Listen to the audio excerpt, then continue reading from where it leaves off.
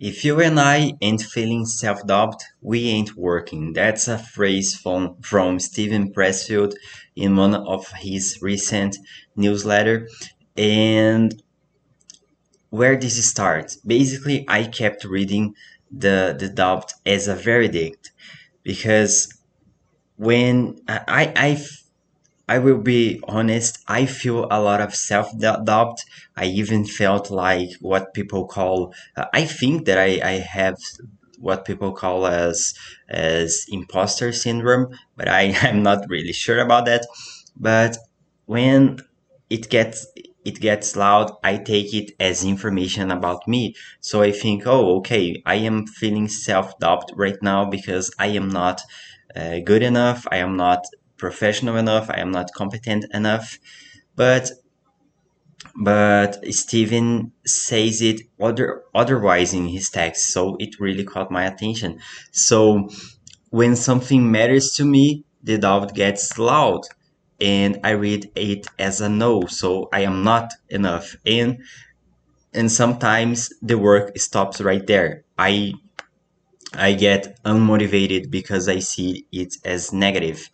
But what Pressfield says is that the doubt scales with what is at stake. So he wrote two newsletters actually in his writing Wednesdays, and it was about self doubt, part one and part two.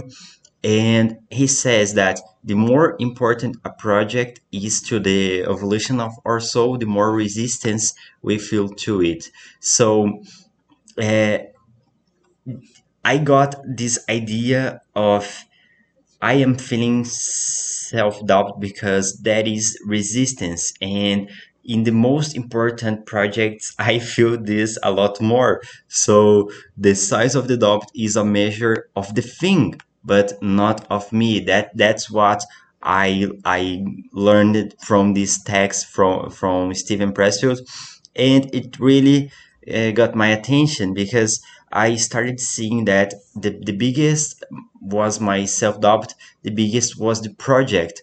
And after I finished it, I was, let's say that when I look back at all the projects that I felt self doubt, I was able to go through them and I was able to learn a lot, but I was capable enough to deal with them. So I really liked this idea of seeing this as resistance that is scales with how important something is. And the part that I have to tell apart is working alone because right now I work on my own, so I don't have anyone to base my opinion. So I really need to keep improving on my own. And where it lands, doubt is a signal, not a verdict. And this really changes everything because the doubt is not asking for a decision, it is telling you the thing counts. So when you are feeling a lot of self-doubt, that is actually indication that this might be important to you and this might be important for your progress and for your improvement. That's what I get from this text from Steven. And this is the text part one and part two. If I find the links, because I received it on my email, so if it is public I will put in the description.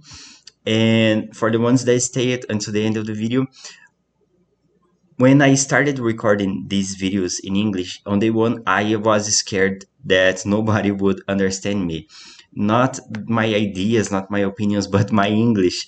And because these minutes are the only English I speak all day, because I live in Brazil, my whole family speaks only Portuguese.